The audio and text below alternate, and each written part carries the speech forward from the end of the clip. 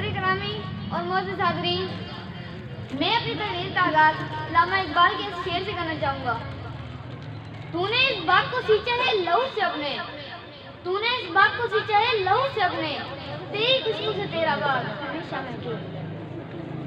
मोअज़्ज़िज़ हाज़रीन और सामीन, मेरा नाम मोहम्मद तलहा है और मैं अल-अज़मीन मॉडल स्कूल बांदी मैं 7th क्लास का तालिब हूँ। मेरी तकरीर का नाम है कायदे-ए-आज़म और आज का पाकिस्तान। असहाब बसीरत, आज वतन अज़ीज़ को मौलिद वजूद में आए हुए 72 साल गुजर गए, मगर खुदगर्ज़ हुक्मरानों, सियासतदानों, वडेरों, जागीरदारों और दीगर बाज़र कुव्वतों ने पाकिस्तान को इस हाल में पहुंचा दिया है कि कौम बेयकीनी के भंवर में तूफानी हवादिस की थपेड़े खा रही है।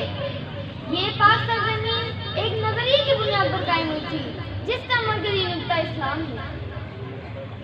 सदर वक़ार, पाकिस्तान का मंशा सिर्फ आज़ादी और खुद मुख्तियारी का असूल नहीं, बल्कि वो इस्लामी नजरिया हयात है जो एक पेश कीमत अतिया और खजाने की हैसियत से हम तक पहुंचाया गया। कायदे-ए-आज़म फरमाते हैं, हम ऐसा पाकिस्तान बनाएंगे जहाँ सिर्फ मुसलमान ही नहीं बल्कि हर मजहब कल्चर के लोग आज़ादी से अपनी जिंदगी गुजार पाएंगे। ये पाकिस्तान के नजर ख्वाब दूर दूर तक हमारे पाकिस्तान में नजर ही नहीं आता।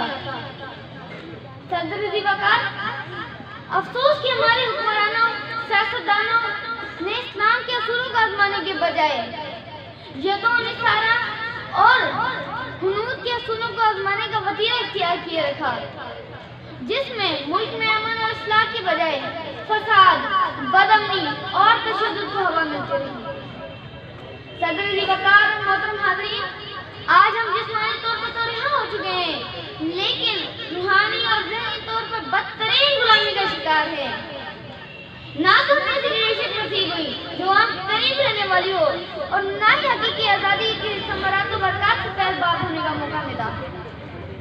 अल्लामा इकबाल अपने शेर में कौमी बेइज्जती का तज़किरा करते हैं। फूल बेपरवाह हैं, तू करम नवा हो या ना हो, फूल बरपरवाह हैं, तू करम नवा हो या ना हो, कारवां बेहिस है, आज़ाद पूरा हो ना हो। आज के पाकिस्तान में फैसला ऐसी पाकिस्तानियों ने करना है। हम पाकिस्तानियों के लिए पाकिस्तान ही आखिरी मंजिल है। पाकिस्तान का मजबूत और मुत्तहिद रहना एक पख्तून की भी जरूरत है, पंजाबी की भी जरूरत है, बलोच की भी जरूरत है, पंजाबी की भी जरूरत है, गिलगिती की भी जरूरत है और एक बल्तिस्तानी की भी, आजाद कश्मीर में रहने वालों की भी और उर्दू बोलने वालों की भी जरूरत है।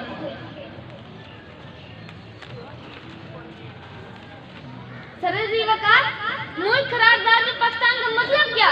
ला इलाहा इल्लल्लाह के नारे की गूंज में हासिल की गई थी, आज सेकुलरिज्म के नारे की गूंज रही है। कुफर की ताकतें जानती हैं कि अगर दुनिया के किसी भी खित्ते में अमन और इस्लाम की दौलत से कर सकते हैं तो दौलत की खराएं बुनियाद पर कायम होगी, सरमायादाराना निज़ाम के लिए कोई जय पनाह नहीं होगी। मोहतरम हाज़रीन और सदर करामी, हमें दिलजवी के साथ इस मुल्क की तामीर और तरक्की के लिए जिद्दोजहद करनी होगी ताकि हकीकी मायनों में कानून और आइन की बालादस्ती की जा सके। इंशाअल्लाह इसके बाद पाकिस्तान की तामीर और तरक्की का ऐसा सफर शुरू होगा जो पाकिस्तान के 72 वर्ष की तमाम खामियों और कोताहियों का अजाला कर देगा। फैसला हमारे हाथों में है, पेश खलूस दिल के साथ, अज़म और अमल के साथ जरूरत है। आखिरी में मैं अपनी तकरीर का इख्तिताम करते हुए अल्लामा इकबाल के शेर को पढ़ूंगा। ना उठा फिर कोई रूमी अजम के ललाज़ाओं से, ना उठा फिर कोई रूमी अजम के ललाज़ाओं से, वही आबो गिल राहें, वही तबरेज़ है साकी। नहीं है ना उम्मीद इकबाल अपनी कश्ते विरां से, नहीं है ना उम्मीद